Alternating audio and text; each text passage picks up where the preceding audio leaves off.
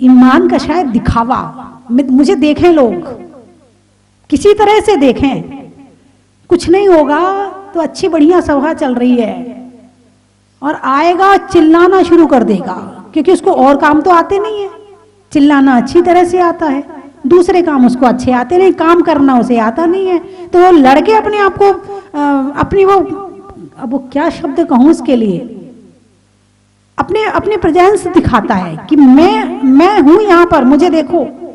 तुम्हारे कमरे में अलमारी रखी है, तुम्हारे कमरे में तिजोरी रखी है, तुम्हारे कमरे में सोफा सेट रखा है, तुम्हारे कमरे में कुर्सी रखी है। कभी भी कुर्सी ने नहीं कहा कि मेरे पास आके बैठो या मेरे में आके बैठो, तिजोरी ने नहीं कहा कि मुझ में धन रखो, या चुपचाप पड़ी है तो पड़ी है। लेकिन हर इंसान दिखाना चाहता मैं कमरे में हूं, मुझे देखो। यदि 4 लोग बैठे होंगे और कोई आया, यदि उसकी तरफ नहीं देखा ना, बस उसके अंदर जो क्रोध जागृत होता, इतनी देर से आया हूं, बैठा हूं चुपचाप, कोई देख ही नहीं रहा मेरी तरफ। अब वो कुछ किया तो अच्छा होगा तो अच्छा काम करेगा, और गड़बड़ होगा तो गड़बड़ काम करके अपने आप को दिखाना चाहेगा।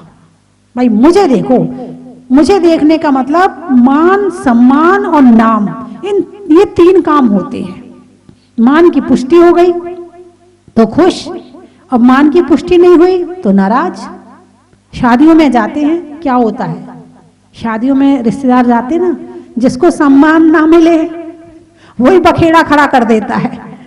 और शादी बेचारे ने इतना पैसा खर्च किया है, लाखों रुपए खर्च किए हैं, 2 महीने पहले से उसने अपने लड़के लड़की को संबंध करा के मेहनत करनी शुरू करी है, इतने रिश्तेदारों को बुलाया है, और एक की नाक जरा सी कम रह गई तो वो बखेड़ा खड़ा कर देता है शादी में।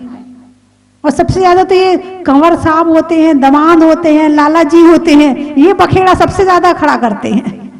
इस मान, सम्मान, आदर के पीछे इंसान इतनी कषाय करता है, इतनी कषाय करता है कि जहां वो स्वर्ग जा सकता था वहां नरक चला जाता है। और वो स्वर्ग और वो नरक तो बाद में जाएगा, पहले यहीं अपने घर को नरक और स्वर्ग बना लेता है।